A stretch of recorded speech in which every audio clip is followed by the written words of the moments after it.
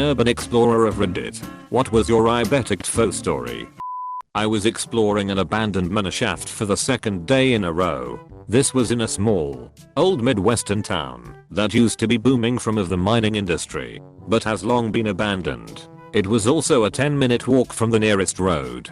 This time I went with different friends and better flashlights. The door I had gone through the first day was now padlocked shut. That should have been the first red flag. But we found an entrance from the rooftop into one of the main buildings and continued to explore anyway. After exploring about 3 floors of mine shaft below ground, we were back on the main floor exploring the workshop/garage, and I was looking through the cracks of light coming through the rusted metal walls when I noticed a bright color that stood out from the rest of the area. It was a man looking back at me through the cracks. I was seeing his blue sweater. I could see 2 sets of eyes looking into the room that we were in. After whispering to my friends that there were people watching us through the wall, we fucking booked it out of there and jumped off the roof and into the woods. The men were in a pickup truck and drove around looking for us. Even getting out of the truck to look around, we couldn't see them from where we took cover, but we could hear the truck stop, the doors open, and footsteps breaking leaves and twigs only 20 feet away from us. We hid there for about 15 minutes while the men searched all around for us. It is harder than most people think to try and quiet your breathing after sprinting. It was terrifying. I'm not going back there. Edit. A few words and typers. Thanks for the internet points, dudes. New locks and dogs. Steer the fuck clear. Meth labs. Man. Meth labs. Oh yeah. I used to enjoy exploring abandoned places here in rural Iowa. But I stopped a couple years ago after a couple run-ins with some meth labs. Shit's crazy here. Scary as fuck too. Those dudes will shoot your ass without hesitation. They are typically tweaking and or unstable too. That makes them unpredictable. I work for a utility company and have to go on site visits in some sketchy areas of small towns to reckon where to put power lines. This puts you in all sorts of abandoned areas sometimes. I've heard enough stories from field guys and seen plenty that was a red flag. New locks and dogs in abandoned areas means GTFO yesterday. Drug epidemic hits the Midwest hard, man. I was exploring an old stormwater filtration plant once. The lower levels of the main buildings were all flooded, which was super creepy, and it was pretty overgrown. This was my second time there, and I wanted to see more than I had last time. A friend of mine and I had the bright idea to climb into one of the pipes that had an open manhole cover. Really stupid for a whole bunch of reasons. We figured we had a pretty good guess where it would come out, as there was another manhole on the other side of the compound in line with where the pipe was heading. When we got all the way there though, it turned out to be welded shut. The worst bit was when we turned to go back, we realized we'd been slowly going downhill. The pipe was fairly slimy, and it seemed for a minute like we wouldn't be able to go back the way we'd come. I've never quite felt that level of claustrophobia before or since. Edit. As others are rightly saying, never do this. I realized shortly after how dangerous it was. Thanks for the safety tips and up points, friends. Please do not ever enter a confined space like going down an old manhole. Toxic gases can build up down there. And since there is little to no ventilation, oxygen can be displaced and you could easily suffocate and pass out down there. Before construction workers enter a manhole, they always check the air quality inside and wear a harness to be pulled up and rescued for a reason. Everyone who has ever worked in industry is shaking their head at this comment. Confined spaces are very likely to kill you without considering air quality. Op said it was a water treatment plant. I would expect some built up gases in there if it stood stagnant. Yup. Any of these are considered immediate threats to life in a confined space. Potential to contain a hazardous atmosphere. Potential for engulfment. For example, flooding with water. Internal configuration that could cause people to become stuck/trapped. This thing had all 3. They're extremely lucky to have made it out. Not terribly urban. Back when I lived in the rural south. But my friend and I went to an abandoned trailer because she wanted to show me all the old Playboys that were left lying around in it. There were pentagrams painted on the front door and on one wall of the bedroom that was through the kitchen, but that wasn't too spooky. My brother was one of those edgy teenagers, and I had seen more than enough crookedly spray painted pentagrams to know it was just idiots goofing off. Now, the scary part was the half dead cat hung by its back legs from the ceiling fan in the back room down the hall. We went to take it down so we could call the cops and then hopefully get to bury it at her house and give it some peace. And then it woke up and started squalling. It scratched me on my arms and her on the face and tried to get away, but it was so weak all it could do was stagger. We eventually got it wrapped in my shirt and walked home to explain to her mom where we were and how it happened. That crotchety old cat lived like another 6 years with no teeth, dislocated back legs, fixed by the vet of course. But the cat still limped forever, and horrible cataracts. Edit. I posted a picture of her on my page, if you'd like to see. God bless you. Thanks for a happy ending. Was exploring an abandoned TB hospital. Heard a sound that sounded a lot like a homeless person snoring. It took a while for my friends and I to work up the courage to go in the room where we heard it, but we were rewarded with the sight of a vulture's nest. In Oklahoma, I was looking around some land that my mother and aunt inherited. I found a foundation and basement for a homestead that had been destroyed. As I got closer to it, I started to hear this hissing sound and I freaked out a little because there are like 4 different species of rattlesnake here, and the closest hospital is half an hour away. I kept going and look into the basement/cellar thing and there are 2 baby buzzards. Turns out they hiss when they get scared. Fun. Irreverent fact, when scared. Hamsters scream. Syrian hamster screams are pretty scary. Also, leopard geckos scream too, though it's typically cuter than when a hamster starts screaming and lunging at you. I have a leopard gecko. He's shedding his skin RN and screams whenever I open the terrarium door to mist his humid hide or change his water. Man's trying to undress and you keep barging in. He's within his rights to tell you to clear off. When me and my friends were young, we lived in a trailer park community in a bad part of Phoenix, but we loved exploring anyway. We found a large old storm drain behind our community covered in graffiti and weeds, and we decided to explore. Walking in with mini flashlights, we kept seeing spots of blood and more strange graffiti. After about 30-ish minutes we started hearing tapping. We got scared and started to walk back out. When we noticed it seemed to be following us, we ran like our lives depended on it. A few weeks after that, our community manager discovered a body near the entrance of the storm drain. That was the last of our exploring. That was very chilling. Boy oh boy do I have a story. Went urban exploring in an abandoned college campus. Was pretty cool. Due to be demolished, and there was some really nice graffiti. At the time I kept sending video messages to a friend of me roaming around looking at everything.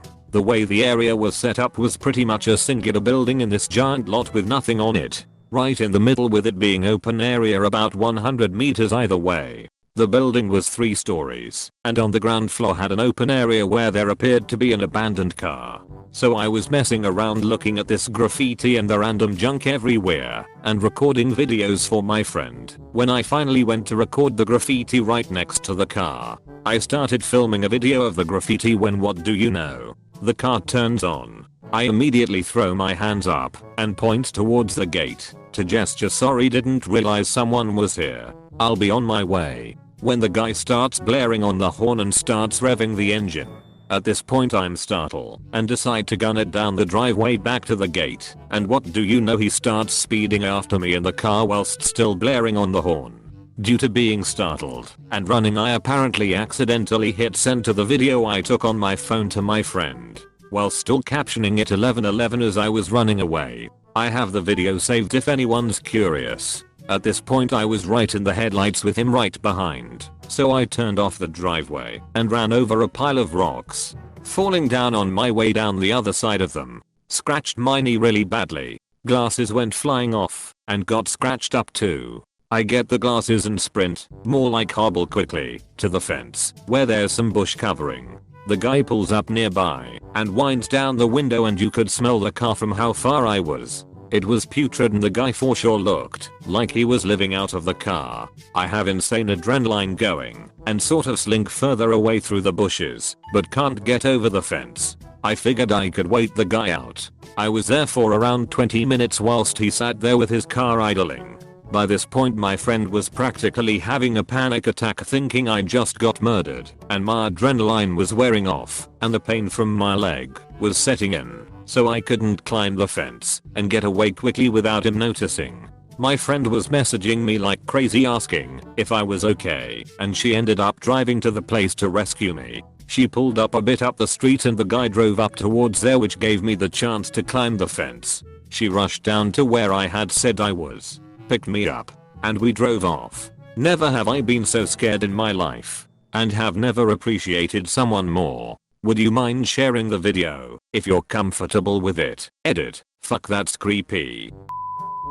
I was taking a look at some of those massive smokestacks in an abandoned factory, and I heard a radio squelch. That's time to go. Right there. Used to do security at a racetrack at night, and I'd usually hit the monitor button on my radio, which turns off the squelch, so you can listen to the channel unfiltered, or pretty much pure static, every so often, so people would know I was nearby, and I wouldn't have to deal with them, unless they were supposed to be there. I worked night security at a cemetery, and this is spot on. I tried to make sure my presence was obvious, shining the flashlight around, jingling the keys, fiddling with the radio, slammed the car door when I got out, etc. The last thing I wanted to do was surprise someone. If they see me coming and scram, well, that's what I wanted anyway, and no one ever reacts well to being suddenly cornered. I'm not a cop. I don't have a weapon. I'm not getting hurt over someone else's stuff. I'm here to observe,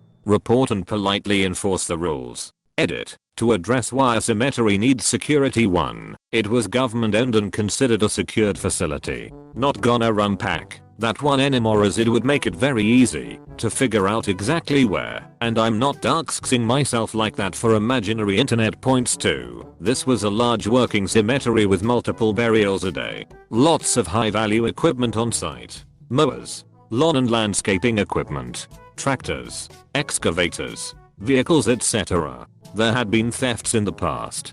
3. They were very big on preventing potential vandalism, or just people trashing the place looking for somewhere to drink, or what have you. I didn't know that job existed either before I got into it. I fell into it by accident, and friend recruited me into when they found themselves suddenly short-staffed. I don't have a weapon. No pocket sand. No, but I have pocket lint. I convinced a group of about 5 or so of my friends to go with me into this old house that was in an odd sort of industrial area, like on one of those service roads next to a highway. The only way in was to go through the basement and through a hole in the wall at the top of the stairs. After exploring for a while, I thought I'd do a scout mission for fun that involved me just walking around the house to check for cops. Well, what do you know? There were cop cars just pulling into the street with sirens on that were pulling into the restaurant next door. Someone probably reported us. The exit was on the other side of the house from the cops. I quickly called up to the others to climb back out, and we somehow managed. I don't generally believe in intuition, but I do find it odd that I had the urge to do a sweep right when the cops showed up. I don't know if there's any truth to this, but my dad has always claimed intuition is triggered when you start hearing a disturbance. Even if it's really quiet, as in it's not loud enough for you to really hear it, but enough that your body is aware something has changed. He grew up in Belfast during the Troubles and always claimed he was saved by his body noticing changes in the environment he was in that triggered his intuition.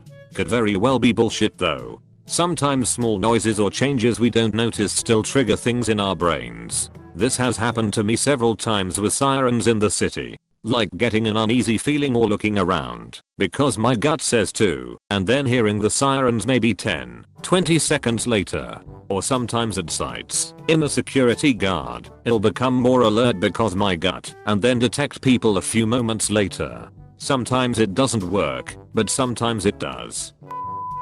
No really scary ones other than random bums yelling and stuff, but there were a couple of good encounters. 1. Messing around in the outskirts of a train yard taking pics of old train cars and stuff. Ran into, I guess, a mechanic or maintenance worker or something who ended up being super cool and started up and pulled a locomotive out of the shed for us! 2.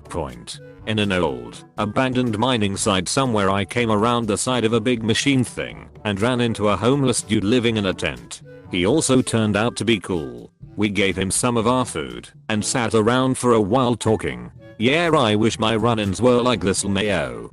Don't leave us hanging. Decided to fuck up my afternoon and go to some random area in the woods. Not really a random area, but just some old houses and forgotten structures.